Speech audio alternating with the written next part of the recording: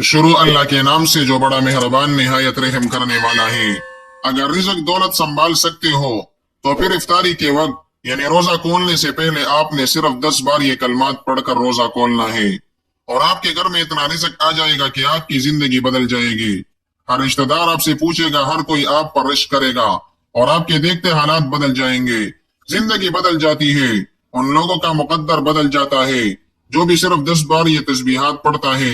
इसकी ताकत इतनी है कि ये अल्लाह के नूरी मलाइका भी पढ़ते हैं, फरिश्ते भी पढ़ते हैं।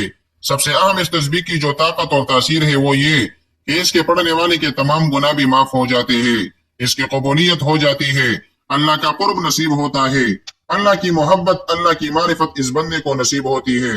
और जो अल्लाह की मारिफत, उसकी मोहब्बत चाहता है वो जरूर भी जरूर इफ्तारी के वक्त सिर्फ 1 मिनट लगता है और आपने ये तस्बीहात पढ़नी है। सबसे पहले जब इफ्तारी करे तो कोशिश आपने करनी है, बावजूद आपने इफ्तारी करनी है। जब आपके सामने इफ्तारी का सामान आ जाए, देखिए ये रमजानुल मुबारक का महीना, ये कुर्ब खुदाबंदी का महीना है।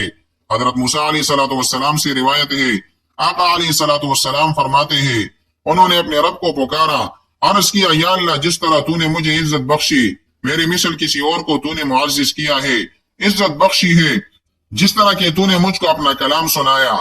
अल्लाह ताला ने इरशाद फरमाया, ए मूसा, मेरे कुछ बंदे हैं जिनको मैं आखिरी जमाने में निकालूंगा, बस उनको रमजानुल मुबारक के महीने के सबब मुअज्जिज करूंगा और मैं तुझसे ज्यादा उनको करीब करूंगा।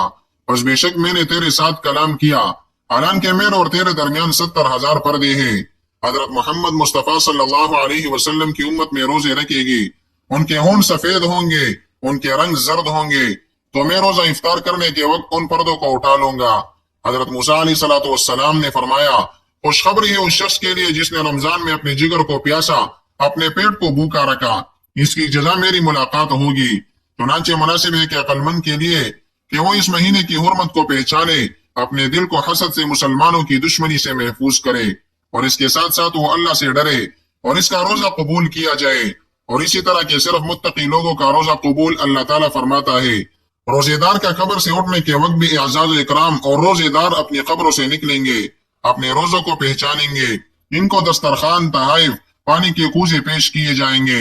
इनसे कहा जाएगा कि तुम खाओ हालांकि तुम भूखे रहते थे जब लोग पेट भर कर खाते थे, तुम पियो हालांकि तुम प्यासे रहते थे जब लोग सैर होकर पीते थे, तुम आराम करो, खाओ पियो जबकि दूसरे लोग हिसाब किताब दे रहे होंगे। इसलिए ये इफ्तारी का वक्त अल्लाह ताला को बहुत ज्यादा महबूब है, बहुत ज्यादा पसंद है। आपने इफ्तारी के वक्त करना क्या है कि सिर्फ और सिर्फ 1 मरतबा आपने दुरूद पाक पढ़ना है, जो दुरूद पाक हम नमाज के अंदर पढ़ते हैं, यानी दुरूद इब्राहिमी पढ़ेंगे। अल्लाहुम्मा सल्लि अला मुहम्मदिन व अला आलि मुहम्मदिन कमा सल्लैता अला इब्राहीम व अला आलि इब्राहीम इन्नका हमीदुम मजीद। अल्लाहुम्मा बारिक अला मुहम्मदिन व अला आलि मुहम्मदिन कमा बारकता अला इब्राहीम व अला आलि इब्राहीम इन्नका हमीदुम मजीद। आपने ये दुरूद पाक पढ़ा। दुरूद पाक पढ़ने के बाद आपने सबसे पहला जो इस्म मुबारक पढ़ना है, जब आपके सामने अल्लाह की नेमतें मौजूद हो, आपने सबसे पहला जो इस्म मुबारक पढ़ना है वो होगा सुबहान अल्लाह, सुबहान अल्लाह, सुबहान अल्लाह, सुबहान अल्लाह। बिस्मिल्लाहिर्रहमानिर्रहीम आपने पढ़नी है। जब आपने इस अमल को शुरू करना है, यानी तआवुज़ और तस्मिया पढ़कर फिर आप दुरूद पाक पढ़ेंगे। अऊज़ु बिल्लाहि मिनश शैतानिर रजीम, बिस्मिल्लाहिर्रहमानिर्रहीम। और मैं एक ऐसी दुआ बताने लगा हूं, अगर आप इफ्तारी के वक्त इस दुआ को पढ़ेंगे ना, सिर्फ 10 बार पढ़ना है। ये जो मैं इस्म मुबारक अभी आपके सामने जिक्र किया है, इसको भी आपने 10 बार पढ़ना है। और फिर ये अस्माए मुबारक पढ़ने के बाद वो खास दुआ जिसके जरिए रिज़्क के दरवाजे खुल जाते हैं, रिज़्क बेतहाशा आता है, दुआओं की कबूलियत हो जाती है, बंदे की बख्शिश हो जाती है, बंदे पर रब का करम और फजल बरसना शुरू हो जाता है। अब इनकी तरतीब सुनते जाइएगा, बिल्कुल आसान सा है, सिर्फ 1 मिनट का अमल है। अगर 1 मिनट आप इफ्तारी से पहले ये काम कर लेते हैं, देखिए ये समझाने में, बताने में वक्त लग सकता है, लेकिन ये करते हुए वक्त नहीं लगेगा। इसलिए आप इसको गनीमत समझे और इसी तरतीब के साथ इसको पढ़ ले। अगर तो वाकई रिज़्क की तलब है, आपको दौलत चाहते हैं, तो फिर आप इस तरह पढ़े। देखिए दुरूद पाक जैसे आम अमल के साथ आगाज करते हैं और आपने इसी तरतीब के साथ जब आपने बैठना है तो हालत तशहुद में बैठना है। खाना खाने के लिए जब आप बैठे तो जिस तरह हम नमाज के लिए तशहुद में बैठते हैं, इस तरह बैठ के आप पढ़ ले। या आप खड़े होकर भी जिस हाल में भी इफ्तारी कर रहे हैं, आप उसी जगह जिस जगह भी आप बैठे हुए हैं, बस एक शर्त है कि आप बावजू हो, बावजूद आपने इन कलमात को पढ़ना है जो कलमात मैं आपको बता रहा हूँ। देखिए रोजे के इंतहाई फयूज व बरकत है, इसकी बड़ी फजीलत बयान है। हदीस पाक में इसके बड़े फायदे हैं, तिब्बी बड़े फायदे हैं। इसके 13 फायदे तो बहुत सारे लोगों ने खुद अपनी किताबों में भी जिक्र किए हैं। अब आप देखिएगा कि इसके जरिए इंसान कोई भी चीज खाता पीता है तो बदन पर लाजिम है उसका असर पड़ता है। अच्छा असर पड़े तो सेहत अच्छी होती है, बुरा असर पड़े तो सेहत खराब होती है। अच्छी सेहत को पेश नजर रखते हुए बंदे को कभी मुख्तलिफ चीजों के खाने से एक खास मुद्दत तक मना किया जाता है, कभी बास चीजों के इस्तेमाल में कमी का कहा जाता है। यूं बंदे की सेहत पर अच्छा असर पड़ता है। रोजा इबादत होने के साथ साथ सेहत के हवाले से भी अपनाना बहुत ज्यादा असर रखता है। यानी नबी पाक सल्लल्लाहु अलैहि वसल्लम का फरमान है, सोमो तुसीहो, यानी रोजा रखो सेहतमंद हो जाओगे। जबकि आका का फरमान मौजूद है, रोजा रूह की ग़िज़ा है जिस तरह खाना जिस्म की ग़िज़ा है। रोजा रखने से दुनिया में बंदे को सेहत और तंदुरुस्ती और वाफिर मिकदार में रिज़्क मिलता है, जबकि आखिरत में इससे बड़ा सवाब मिलेगा। ये तो दुनिया की मामलात है ना कि इसको किस कदर, और जब वो इफ्तारी के टाइम ये कलमात पढ़ेगा तो ये वो कलमात है जो अल्लाह तबारक व तआला इन कलमात की बरकत से सारी मखलूक को रिज़्क अता फरमाता है। तो जो बंदा इफ्तारी के टाइम ये कलमात पढ़ता है, सबसे बढ़कर मेरा रब फिर उसको रिज़्क अता फरमाता है, इसको फिर दौलत अता फरमाता है। जो शख्स बीमारी की इलाज के लिए रोजा रखे न कि तलब सवाब के लिए, तो इसे कोई सवाब नहीं होता। लेकिन आपने अल्लाह की रजा के लिए रोजा रखना है। पूरा रमजान अल्लाह की रजा में अल्लाह को राजी करने के लिए इसे करे।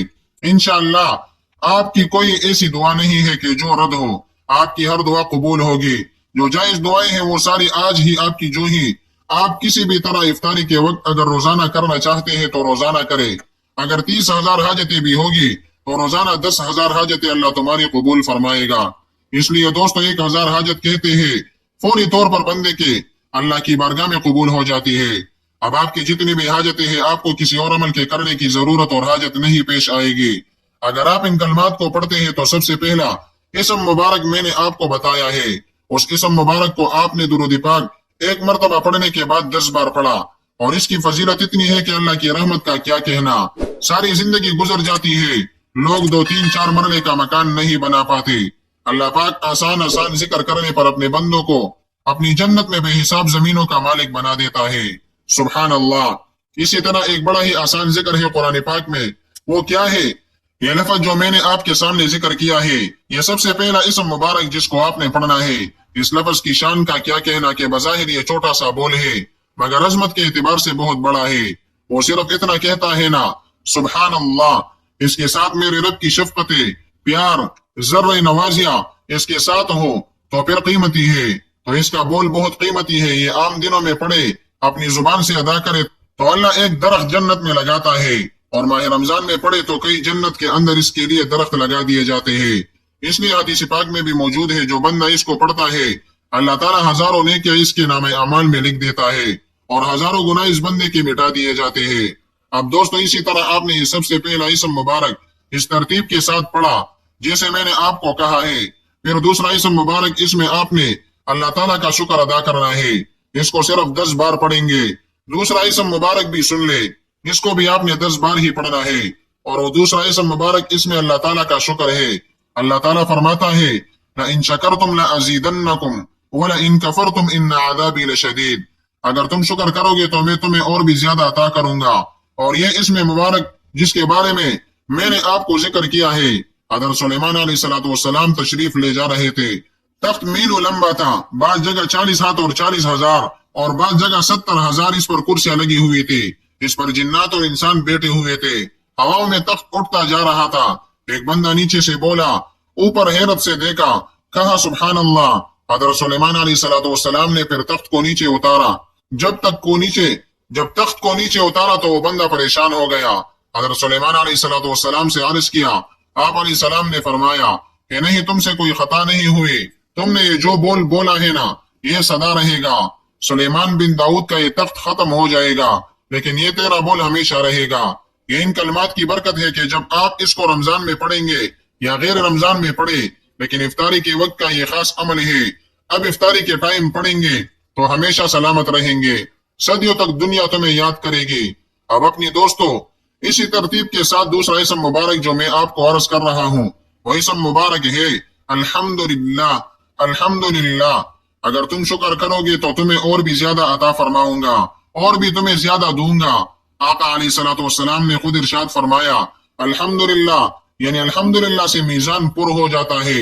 میزان سے مراد میزان عمل ہے، یعنی جو اللہ تعالیٰ کے ہاں انسان کے اعمال کو تولنے کے لیے ترازو ہے، اس ترازو کے پلڑے کو الحمدللہ کا چھوٹا سا کلمہ بھر دے گا۔ سبحان اللہ، کیا کہنا ہے، نصف میزان اور الحمدللہ اس کو بھر دیتا ہے۔ اس کی وجہ سے اللہ تبارک و تعالیٰ کی معرفت کے دو پہلو ہے، یعنی یقین رکھے جو بندہ اللہ تعالیٰ کی ذات پر قرآن مجید نے سب سے پہلے آغاز اس سے کیا ہے، الحمدللہ سے، یعنی قرآن کی ابتدا اس سے ہے۔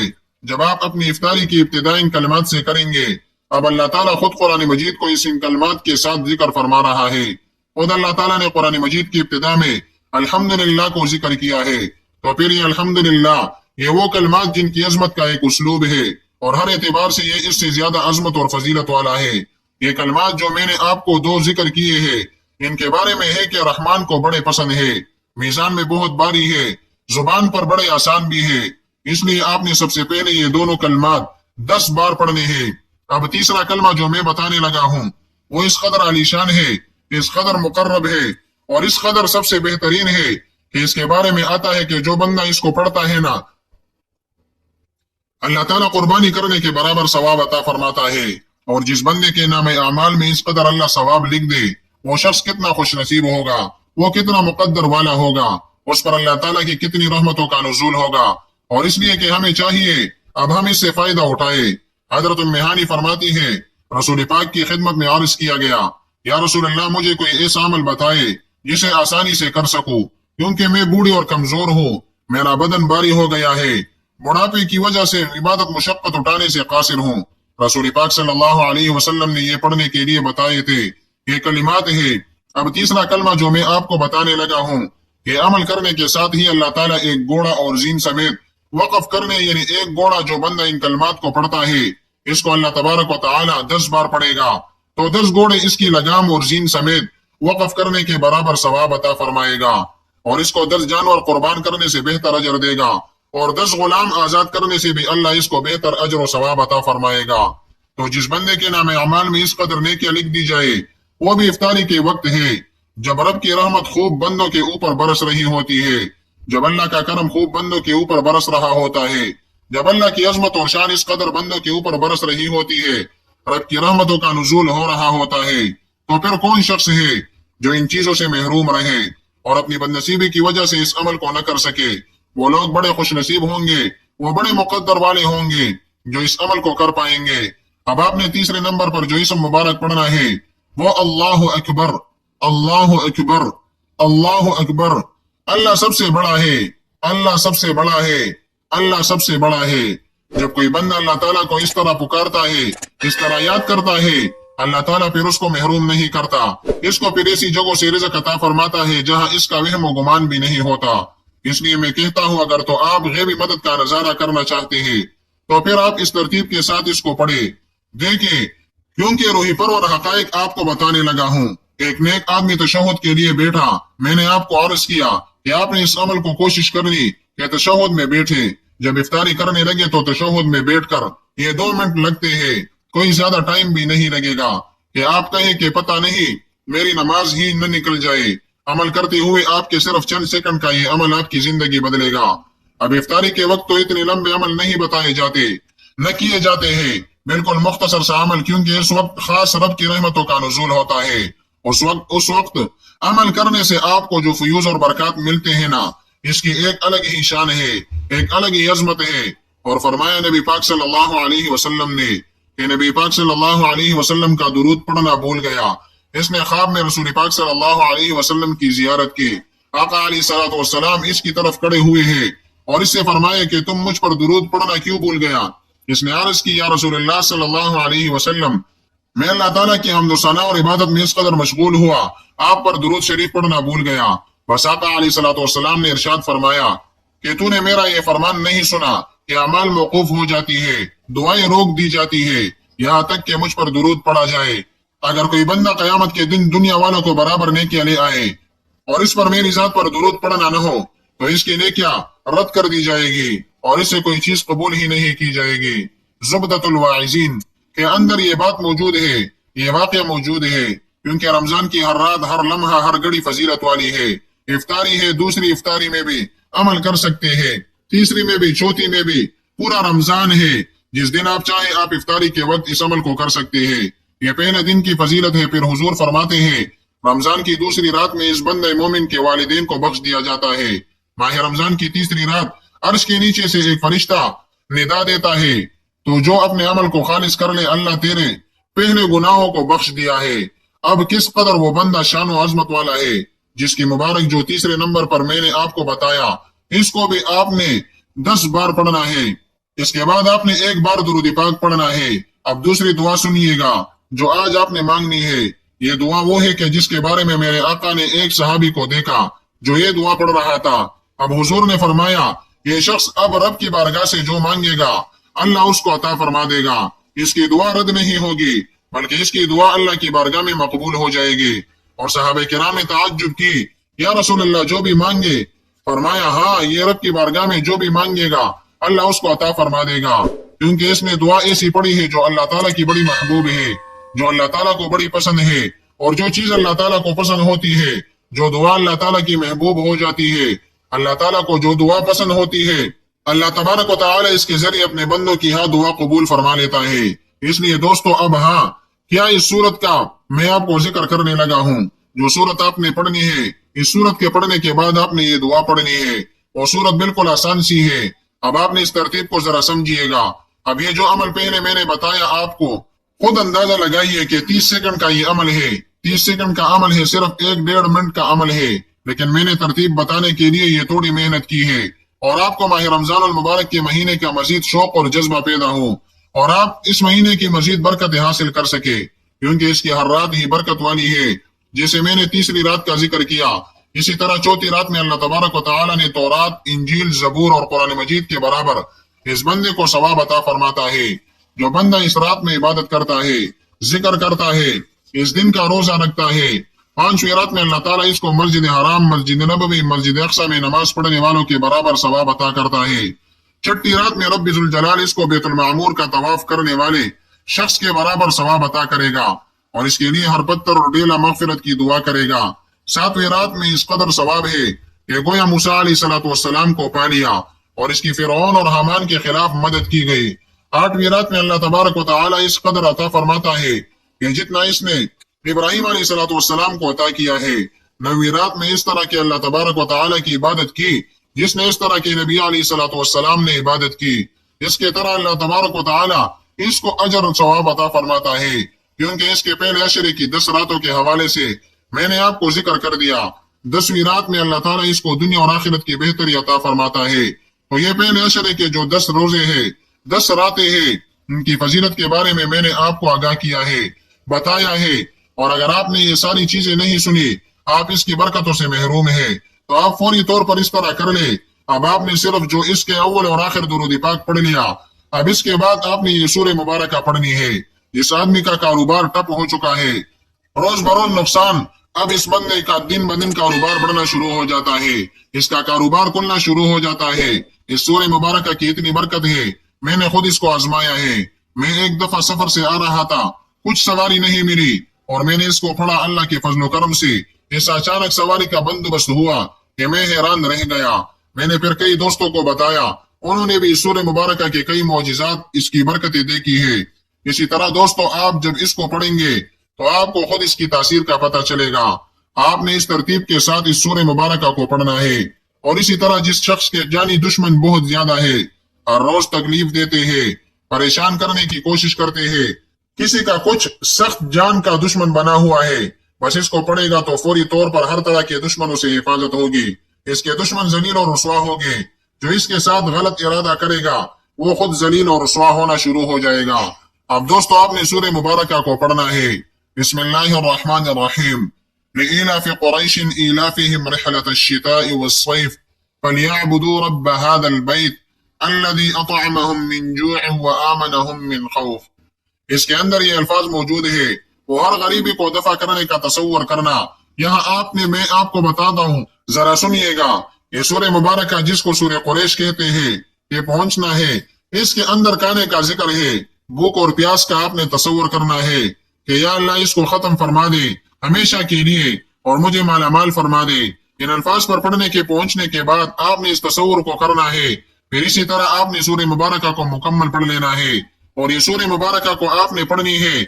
अगर कोई दुश्मन तंग करता है, जो भी आपको परेशान और तंग करने की कोशिश कर रहा है, तो इंशाअल्लाह आपका दुश्मन भी इससे भी छुटकारा मिल जाएगा। और एक ही वक्त में जब इस सूरत को पढ़े कि दोनों का तसव्वुर आप एक साथ इकट्ठा भी कर सकते हैं। जरूरी नहीं कि आप अलग अलग पढ़ेंगे। जब इस लफ्ज पर पहुंचे वह आमनहुम मिन खौफ, तो दुश्मन का तसव्वुर कर ले। जब काने वाले अल्फाज पे पहुंचे तो आप अपने रिस्क का तसव्वुर कर ले। तो ये इसकी तरतीब होगी पढ़ने की। तो आप देखिएगा फिर किस कदर इसकी बरकत और इससे इफादियत आपको नसीब होती है। अब आपने इस सूरह मुबारका की कोई ज्यादा तादाद नहीं है, कोई आपने इसको पता नहीं, ज्यादा नहीं, सिर्फ एक बार पढ़ना है। इसके बाद मैं वो दुआ बताने लगा हूँ जिसके पढ़ने से आपकी हर दुआ कबूल हो जाएगी। देखिए मैं पढ़कर सुनाता हूँ। इस दुआ मुबारका को आपने सिर्फ और सिर्फ 10 बार पढ़ना होगा और आपका अमल मुकम्मल हो जाएगा। तो ये इसकी तरतीब होगी, ये इसका तरीक़ाकार होगा। इंशाअल्लाह ताला मैं आपको मजीद इसके बारे में आगाह करता रहूंगा। कुछ शहरी के अमाल बताऊंगा और हर रोज के डेली अमाल आपको बताता रहूंगा। अगर आप इनको करते रहेंगे इंशाअल्लाह रब का फजल और रहमत तुम्हारे ऊपर बरसती रहेगी। अब वो अल्फाज कौन से हैं, वो दुआ कौन सी है? अब इस दुआ के अव्वल और आखिर दुरूद पाक की जरूरत नहीं, सिर्फ जो आपने शुरू में दुरूद पाक पढ़ लिया वही काफी है। अब आपने दुआ पढ़नी है, या मुअतियस्साइलीना, ये अल्फाज है। इनको पढ़कर अल्लाह की बारगाह में जो सवाल किया जाएगा अल्लाह हर सवाल तुम्हारा पूरा फरमा देगा। अल्लाह से दुआ है कि मेरा सुनाना और आपका सुनना अपनी बारगाह इलाही में कबूल और मंजूर फरमाए। आमीन सुम्मा आमीन। नाज़रीन, अल्लाह ताला के 99 नामों में से कोई एक नाम कमेंट बॉक्स में जरूर लिख दे। अल्लाह ताला हम सब का हामी और नासिर हो। आमीन या रब्बल आलमीन।